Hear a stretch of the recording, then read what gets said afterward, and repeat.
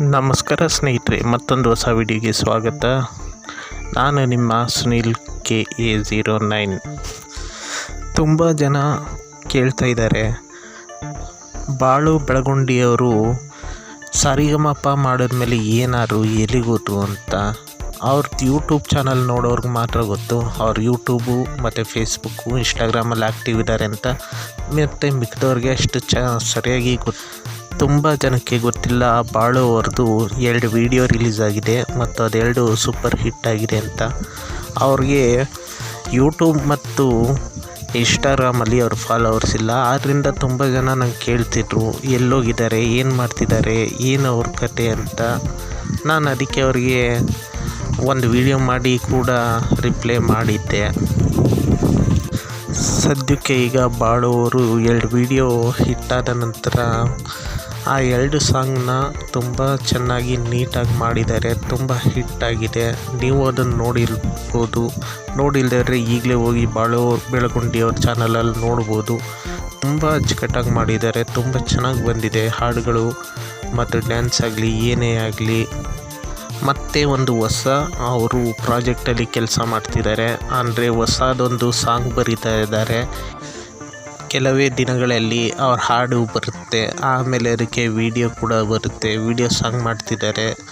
ಬಾಳು ಅವ್ರು ಹೇಳ್ಬೇಕಂದ್ರೆ ತುಂಬ ಯೂನಿಕ್ಕಾಗಿ ಮತ್ತು ಬೇರೆ ಥರ ಡಿಫ್ರೆಂಟಾಗಿ, ಎಲ್ಲರಿಗಿಂತ ಡಿಫ್ರೆಂಟಾಗಿ ಹಾಡುಗಳನ್ನ ಜನಪದ ಶೈಲಿಲಿ ಹಾಡು ಹೇಳ್ತಾರೆ.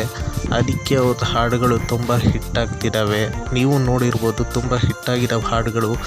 ಮೊನ್ನೆ ಒಂದು ಹಾಡು ಬಂತು, ಅದರಲ್ಲೂ ಮಾತ್ರ ಸಖತ್ತಾಗಿ ರ್ಯಾಪ್ ಮಾಡಿದ್ದಾರೆ. ರ್ಯಾಪ್ ಸಾಂಗ್ ಮಾತ್ರ ಸಖತ್ತಾಗಿ ಬಂದಿದೆ. ಆ ರ್ಯಾಪ್ನ ಕೇಳಿದ್ರೆ ನೀವು ತುಂಬ ಆಶ್ಚರ್ಯ ಪಡ್ತೀರ. ಯಾಕಂದರೆ ಕನ್ನಡದಲ್ಲಿ ಆ ಥರ ರ್ಯಾಪ್ ತುಂಬ ಕಡಿಮೆ ಬಂದಿರೋದು, ತುಂಬ ಅಂದರೆ ತುಂಬ ತೀರಾ ಕಡಿಮೆ ಬಂದಿರೋದು.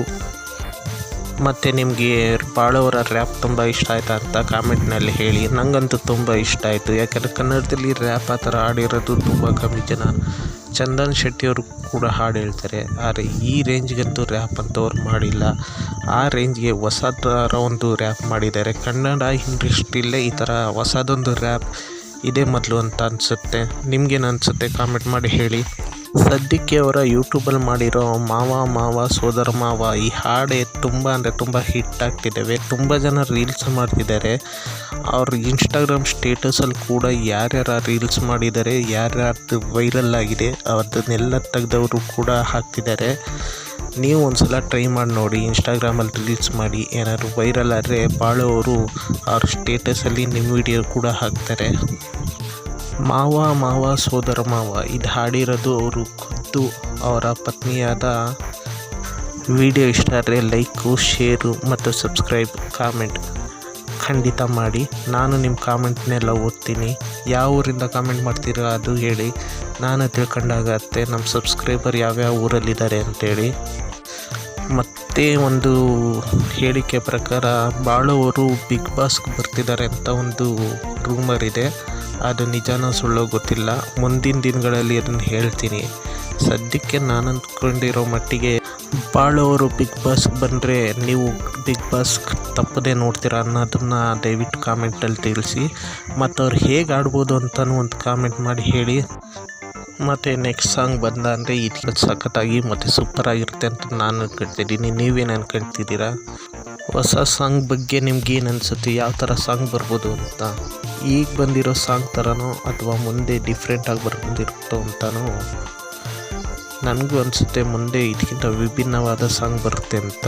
ಯಾಕೆಂದರೆ ಅವ್ರು ಕೊಡ್ತಿರೋದೆಲ್ಲ ವಿಭಿನ್ನ ಸಾಂಗ್ಗಳೇ.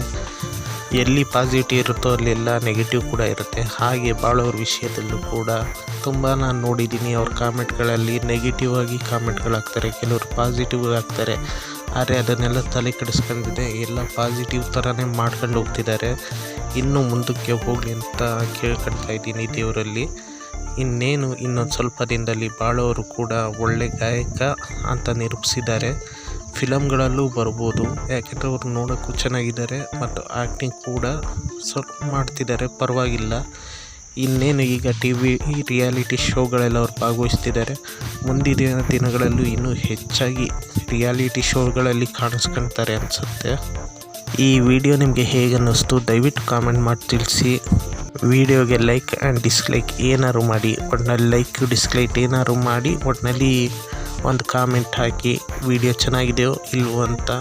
ನಾನು ಆದಷ್ಟು ಚೆನ್ನಾಗಿ ವಿಡಿಯೋ ಮಾಡೋಕ್ಕೆ ಪ್ರಯತ್ನ ಪಡ್ತೀನಿ. ಮತ್ತೆ ನೆಕ್ಸ್ಟ್ ವಿಡಿಯೋದಲ್ಲಿ ಸಿಗ್ತೀನಿ. ಅಲ್ಲಿವರೆಗೂ ನಮಸ್ಕಾರ. ಲೈಕು, ಕಾಮೆಂಟು, ಶೇರ್ ತಪ್ಪದೆ ಮಾಡಿ, ಮತ್ತು ಸಬ್ಸ್ಕ್ರೈಬ್ ಕೂಡ ತಪ್ಪದೆ ಮಾಡಿ.